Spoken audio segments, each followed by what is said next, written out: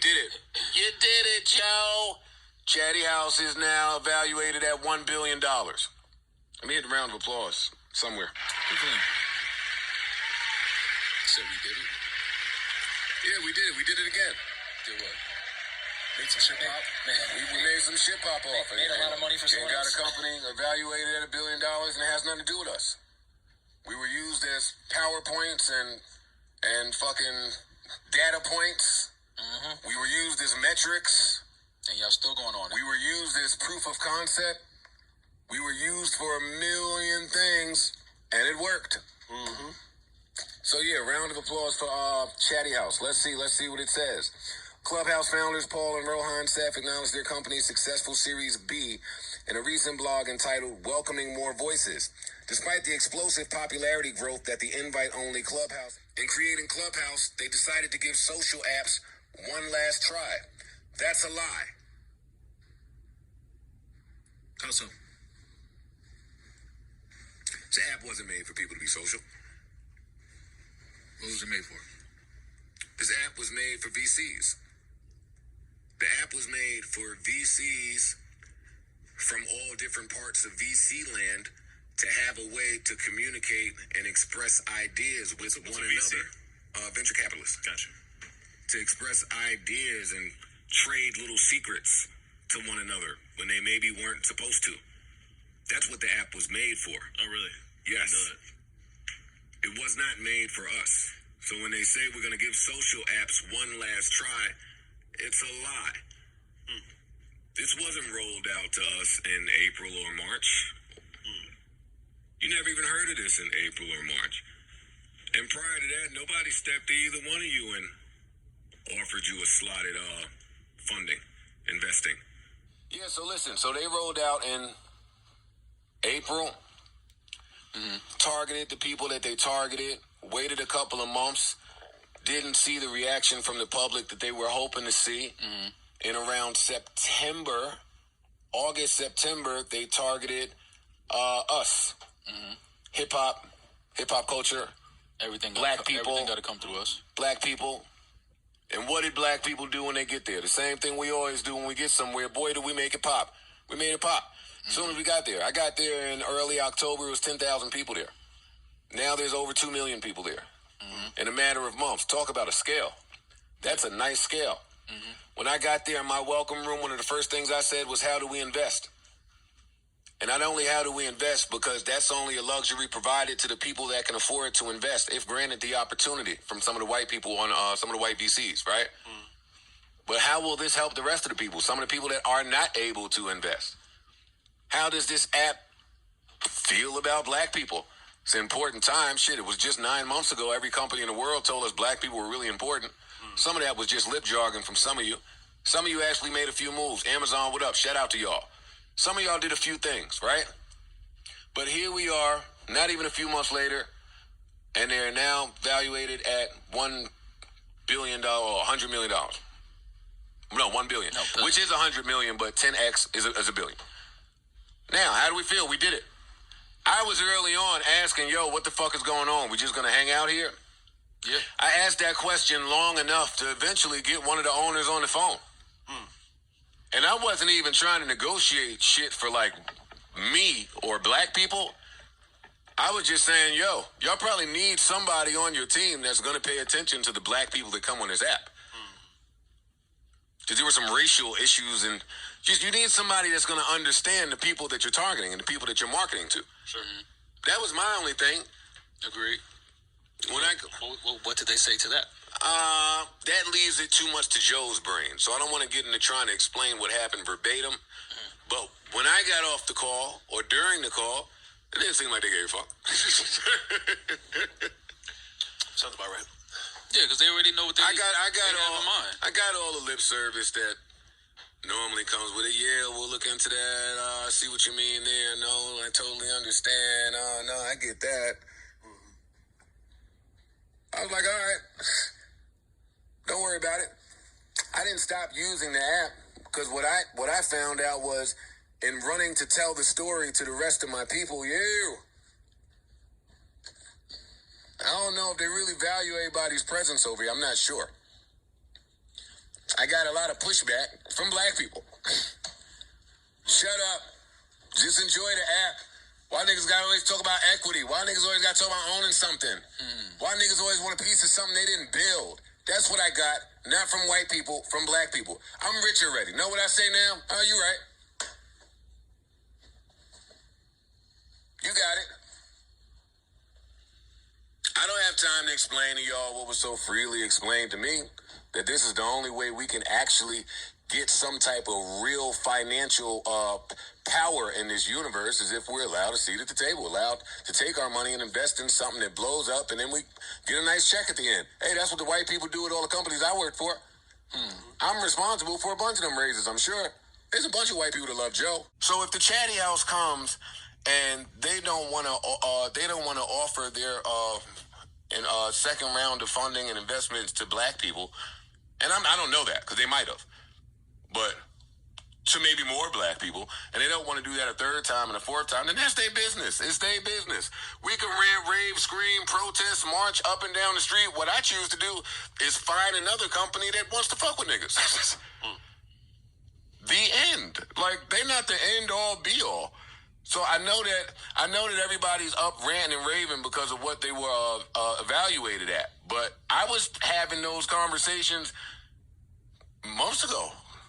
Like, I came to my own conclusion. Y'all should too. Do whatever y'all want to do on socials. But Joe is not angry at Chatty House, Paul, Rohan, or anybody else that owns a business and wants to run it how they see fit.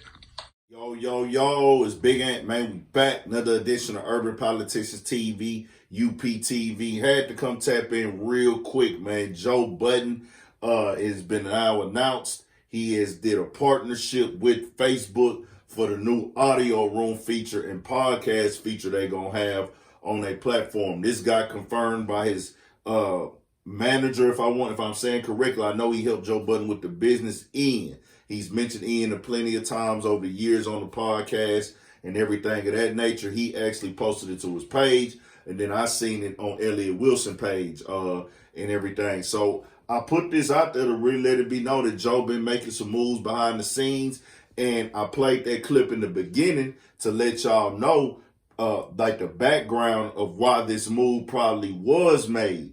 This is a new form of communication and like a new form of media that happened with Clubhouse, where they did not want to let motherfuckers get involved from the culture. Facebook is still one of the world's biggest social media platforms, if not the biggest. More motherfuckers are on Facebook than ever.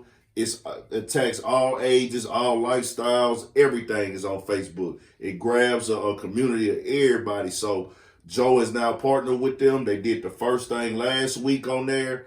And the other day on there, this was 2 days ago, it got announced. And it's a good move for Joe. You know what I'm saying? It's a business move. It was some people, not a lot, but I seen some people complaining like, why you putting your content all over the place, all these platforms and everything like that? Hey, one thing about making money and making it big in the world, being the #1 podcast, you find ways to get bigger and spread your shit. Now, I do know Joe has, creator and ownership and and all that kind of made it seem like, oh, I'm going to keep it right here and we're going to do this and that. But Facebook obviously came with the right bag, the right situation, and they understand the play of what's going on. This is why they now going to have those audio rooms where people can do podcasts and everything. Right now, from what I'm reading, it's verified, and you can look this up online. It's verified people who are in good standing with Facebook who going to be able to do their things first and get their shit popping off.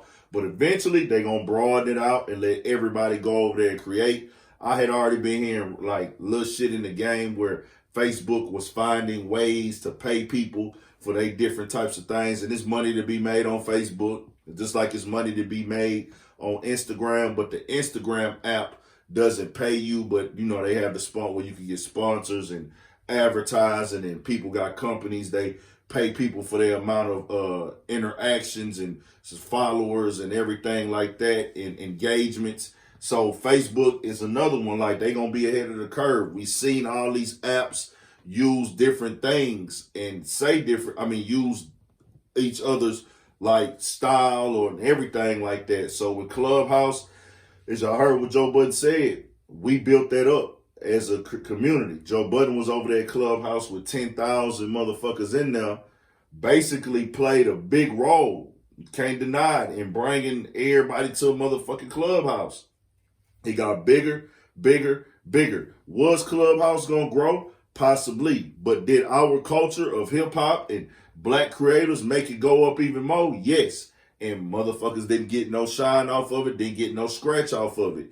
I don't know, just like Joe said, he don't know if they actually reached out to certain rappers or certain influencers in the game to like promote Clubhouse or host Clubhouse shit, but they wasn't making it very evident when he talked to them that they want to acknowledge it, especially for the fact that, hey bro, y'all wasn't even created for hip-hop. Y'all was created for some whole other shit, and then y'all marketed it to hip-hop a little bit, and hip-hop culture and our culture made this shit take off in a matter of months to be valued at $1 billion motherfucking dollars, and then y'all sit up there and act like, oh, well, nah, it ain't this or that, but hey, that's just how the game work. That's business. Joe seen this opportunity. Well, hey, nigga, I really already played a role in kicking that shit off. Why not go play a role in kicking this shit off on Facebook and get my full motherfucking rotation of a bag off of it? It make perfect business sense. That's a smart move by Joe. And understand, bro, like, you don't want to stay on one platform if you have another platform that's going to cut you a fair deal and fair business. And that's for the people who think Joe doing something or this is a sellout move. Fuck no, nigga. If you made $1 million last year, you don't want to make another $1 million next year. You want to triple that or double that or get the most out of it. Because if you make $1 million this year, or we know Joe making over $1 million or whatever, but if you make $1 million this year in 2021, in 2022, if you make $1 million again, you lost money because the cost of living went up, especially even before the pandemic, it was like that. But even more so now, you want to make more money the year after because inflation happens. Even if they just charging $3 extra on the light bill or the motherfucking, you go to the grocery store, it's 20 cents higher for this, gas go up,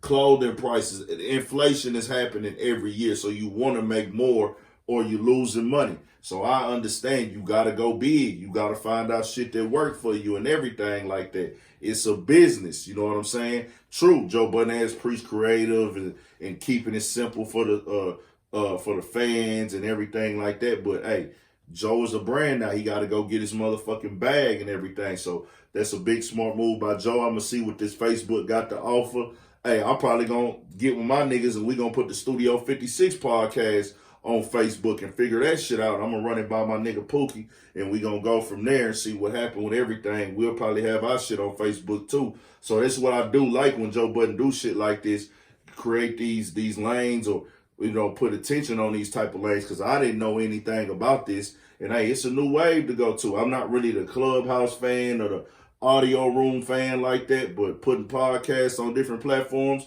hey, that's dope as fuck. So subscribe to the channel. And I'm going to have all the links for the Joe Budden podcast that this was on. I think it was like a February episode, like 400, maybe 410 or something. Academics actually spoke on this also. Let me give him his credit where Dog was speaking, you know, when him and Meek Mill had the little back and forth on Clubhouse. Bro, we on here bringing all this clout to Clubhouse and we not getting paid for it. Nigga, I could have did this on Twitch for my shit, on my Twitch, or my platform, or one of y'all platforms, and got some money off this shit. We turned their platform up and got them paid to they billions now. You know what I'm saying? For us to get on here and argue. So I did understand what Academics was saying, but hey, I got more shit coming, man. Subscribe to the channel, Urban Politicians TV, UPTV. Got more shit coming, man. 1,000. Stay on your motherfucking pivot. And like I say, bro, I'm always come with the real shit. My supporters, y'all know I fuck with the Joe Budden podcast real heavy. I'm pretty sure he didn't probably saw at least one of these videos. Niggas, I've been making videos about the Joe Budden podcast before there was ever an issue with Rory and Maul and everything and things of that nature. I've been a fan of the motherfucking podcast, and I'm a fan of a lot of shit in the hip-hop culture when it comes to the art, the music of it, and everything like that. Whether I agree with everything you do or not, I'm going to respect the place that you have in this culture and in this game. And that's just me. And also, man, hit the comment section. Tell me what y'all think about the mic. I swapped mics. The one I had that was close to the mouth, pause. I took that one off and put this other mic on the camera again. So I want to just see which one y'all fucking with more, man. 1000. Stay on your pivot for shit show.